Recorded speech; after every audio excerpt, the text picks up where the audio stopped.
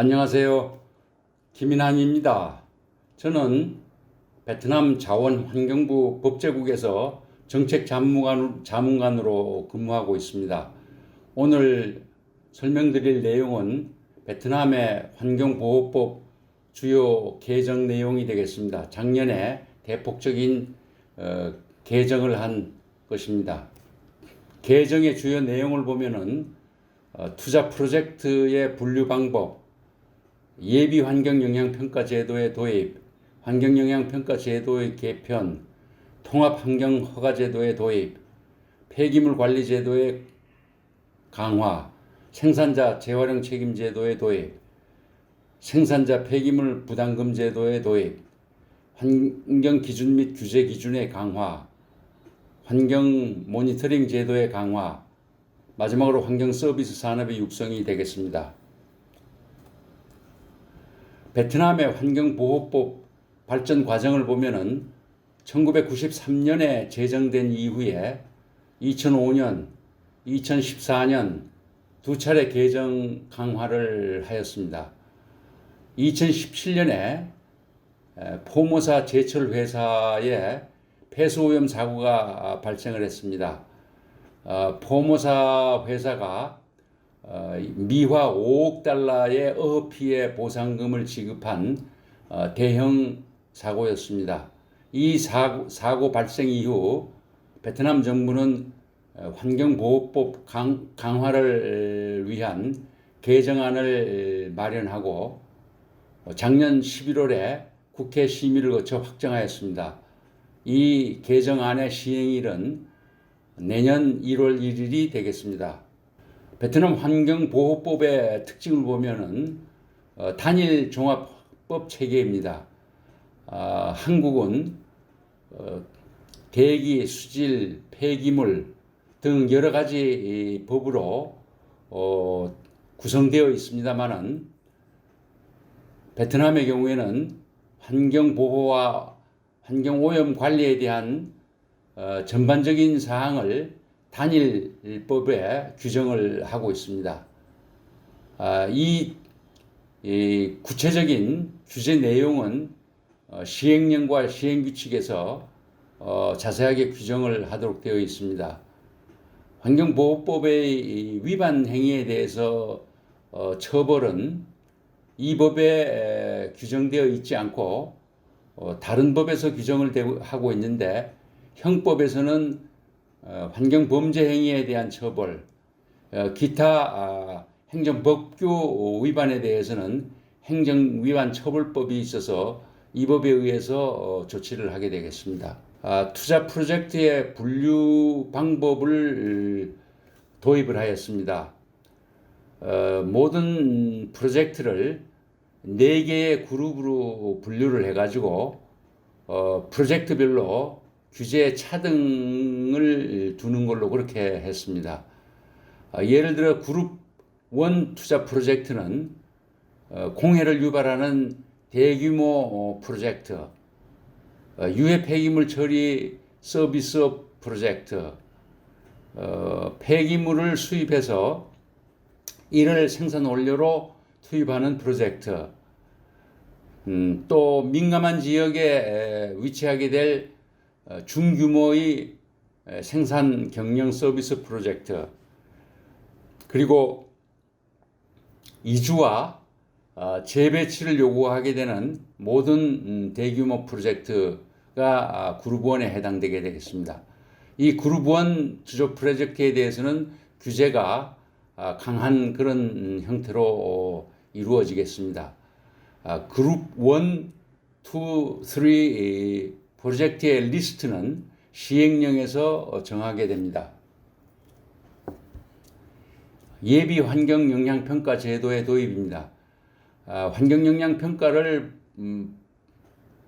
실시하기 이전에 그룹 1 투자 프로젝트는 예비 환경영향평가를 실시하도록 했습니다.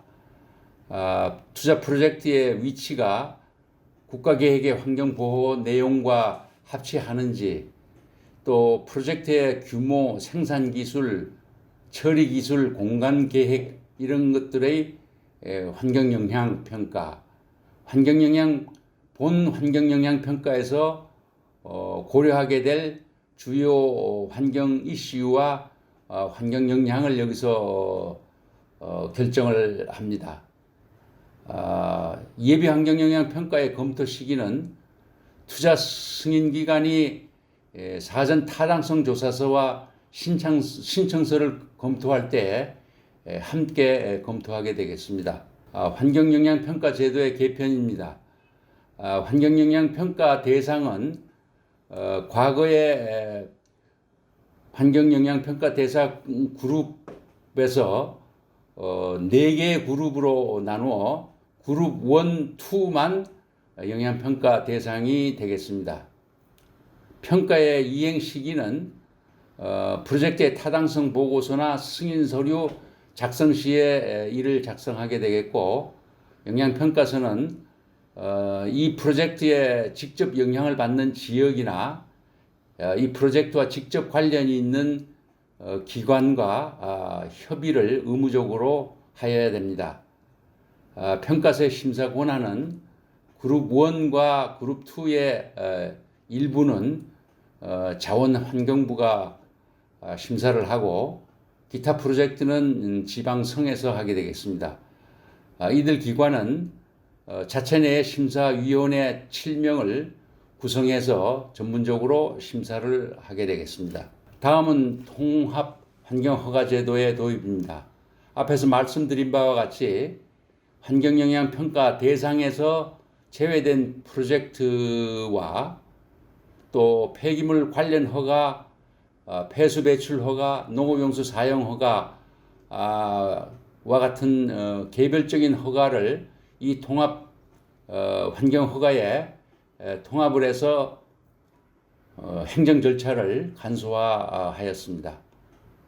허가 의무 사업자는 폐수나 가스상 물질 배출, 또 유해 폐기물 발생을 하는 그룹 1, 2, 3 프로젝트이며 현재 운영하고 있는 이와 같은 프로젝트나 산업단지가 허가 대상이 되겠습니다. 허가 대상 항목은 폐수 배출원, 먼지 및 가스상 물질의 배출원, 소음 진동 배출원에 관한 사항이고, 유해 폐기물의 처리에 관한 사항이나 생산 원료로 사용하는 수입 폐기물에 관한 사항을 환경허가에서 허가를 받아야 합니다. 이 허가의 허가권자는 환경영향평가 심사를 승인한 프로젝트나 수입 폐기물을 생산 원료로 사용하는 시설, 유해 폐기물 처리업은 환경자원환경부 장관이 허가권자가 되고, 기타 프로젝트는 지방성이나 현위 허가권자가 되겠습니다. 환경허가의 취득 시기는 환경영향평가 프로젝트는 이 프로젝트의 오염방지시설 시험 가동 이전에, 그리고 영향평가를 받지 않는 투자 프로젝트는 사업 허가권자의 허가 절차 완료 전에 환경영향을 미리 받아야 됩니다. 환경허가의 유효 기간은 그룹 1 투자 프로젝트는 7년, 기타 사업은 10년이 되겠습니다. 다음은 폐기물 관리 제도의 강화입니다. 폐기물 관리 책임이 그동안에 건설부 등 여러 기관에 분산되어 있었는데, 이번에 자원환경부로 일원화가 되었습니다. 이 폐기물의 분류는 가정쓰레기, 일반 산업 폐기물, 유해 폐기물 이렇게 3분류를 해놓고, 가정쓰레기의 경우에는 재활용 가능 쓰레기, 음식물 쓰레기, 기타 쓰레기로 구분을 해서 가정쓰레기의 경우에는 2025년 1월부터 종량제를 도입하도록 하였습니다. 이 쓰레기 종량제는 한국의 제도를 모델로 하여 도입을 하게 되겠습니다. 다음은 일반 산업 폐기물 관리 강화입니다. 일반 산업 폐기물은 생산 원료로 재사용하거나 재활용하는 폐기물, 건축 자재 및 기층 재료로 사용되는 폐기물, 그리고 최종적으로 처리하게 되는 일반 산업 폐기물, 이렇게 셋으로 분류를 하고 이 폐기물의 처리 기술 요건을 규정하고 있습니다. 일반 산업 폐기물 발생업체가 처리하는 요건, 폐기물 처리 업자가 처리하는 요건, 이러한 것들이 시행령에서 규정하도록 하였습니다. 유해 폐기물의 관리 강화입니다. 유해 폐기물 처리는 자원환경부 장관의 허가 대상이 되겠습니다. 유해 폐기물 발생원의 소유자는 환경 허가를 받아야 하고 이 신청서에 그 양과 종류를 명기하고 스스로 처리하거나 허가받은 처리시설로 이관해서 처리하여야 합니다.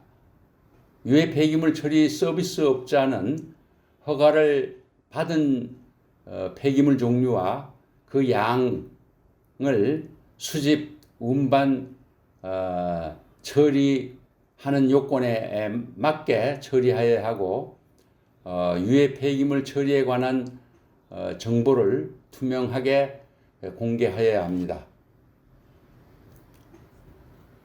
다음은 생산자 재활용 책임 제도의 도입입니다. 우리나라의 EPR 제도를 모델로 하여 제도를 도입하였습니다. 재활용 가능 제품이나 포장 생산물의 생산자는 재활용 의무가 부과되고 이 제품은 윤활유 등 제품과 포장재를 사용하는 제품, 페트병 등 플라스틱 제품을 용기로 사용하는 것이 주가 되겠습니다. 전기 및 전자제품, 폐기 자동차, 이러한 제품이 되겠습니다. 재활용의 이행 방법은 생산자 스스로 기구를 조직해서 이행할 수가 있고 베트남 정부 산하에 환경보호기금이라는 기구가 있는데 여기에 기여금을 납부를 해서 이 기금이 재활용을 지원하는 데 사용하도록 하는 방법입니다. 재활용 의무율이나 재활용 비용, 재활용 방법은 시행령에서 구체적으로 규정하게 되겠습니다. 생산자 폐기물 부담금 제도의 도입입니다. 이것도 한국의 제도를 모델로 하여 도입을 하게 되겠습니다. 의무 대상 품목은 유독물질을 함유한 제품이나 용기, 재활용 및 수집 처리가 곤란한 제품이나 용기가 되겠는데 구체적으로는 살충제 및 유독물질 용기, 부동액, 추인검, EPR에 포함되지 않은 플라스틱 제품이 되겠습니다. 부담금은 환경보호기금에 납부를 해서 이 부담금은 폐기물 수거나 처리비를 지원하고 폐기물 처리 연구개발비를 지원하는 데 사용하게 되겠습니다. 환경기준 및 규제 기준의 강화입니다. 환경기준, 대기, 수질, 토양, 소음, 진동 등의 기준을 선진국의 기준을 참고로 하여 개선을 하고 환경규제기준, 폐수, 분진, 대기가스, 폐기물 처리 등 기준을 개선하여 강화하는 것으로 하였습니다. 5년 단위로 재검토해서 강화하는 것이 됩니다. 또한 최적 가용기법 BAT 제도를 도입하였습니다. 투자 프로젝트 소유자가 BAT를 적용하는 의무를 부여하고 이 최적 가용기법 적용의 로드맵과 기술 지침을 개발하게 되겠습니다. 선진국에서 적용하고 있는 최적 가용 기법을 베트남에서 공인하는 그런 규정을 두고 있습니다. 환경 모니터링 제도의 강화입니다. 국가나 지방현에 환경질에 대한 모니터링을 실시해서 공개를 하는 것입니다. 또한 일반 업체들은 폐수를 배출하는 산업단지나 다량의 폐수를 배출하는 투자 프로젝트는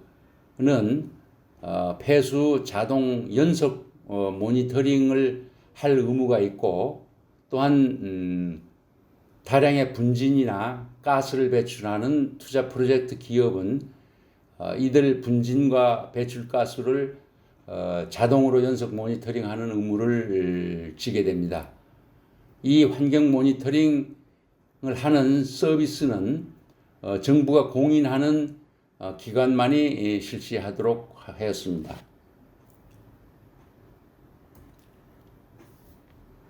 환경 서비스 산업의 육성입니다. 환경 서비스 산업으로 폐기물의 수지 분반 재활용 및 처리요, 환경 모니터링 및 오염물질의 분석, 환경 영향 평가를 하는 서비스업, 오염 지역 환경 및 생태계 개선 및 복원, 환경 친화 생산 기술, 에너지 절약 기술, 재생에너지 기술과 이에 대한 컨설팅을 환경 서비스 산업으로 분류를 하고, 이러한 서비스 산업의 시장을 개방하는, 또 육성하는 이런 로드맵을 작성을 하고 있습니다.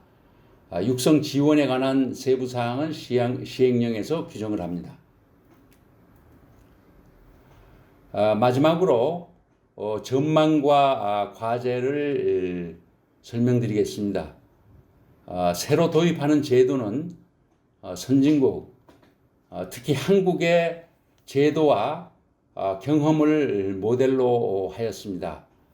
앞으로 환경 관련 투자의 확대가 전망이 됩니다.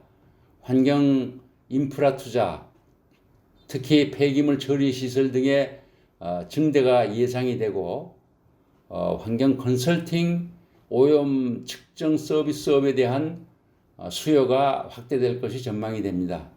또한 폐기물 처리 서비스업이나 폐기물 재활용업의 활성화가 전망이 됩니다. 그러나 기술 인력이나 첨단 시설 및 장비의 확보가 부족하기 때문에 이러한 것을 빠른 시일 내에 갖추는 것이 큰 과제가 될 것입니다. 이러한 점에서 볼 때에 새로운 제도의 시행은 단계적 로드맵에 따라서 점차적으로 집행될 것이 예상이 됩니다. 이상으로 마치겠습니다. 감사합니다.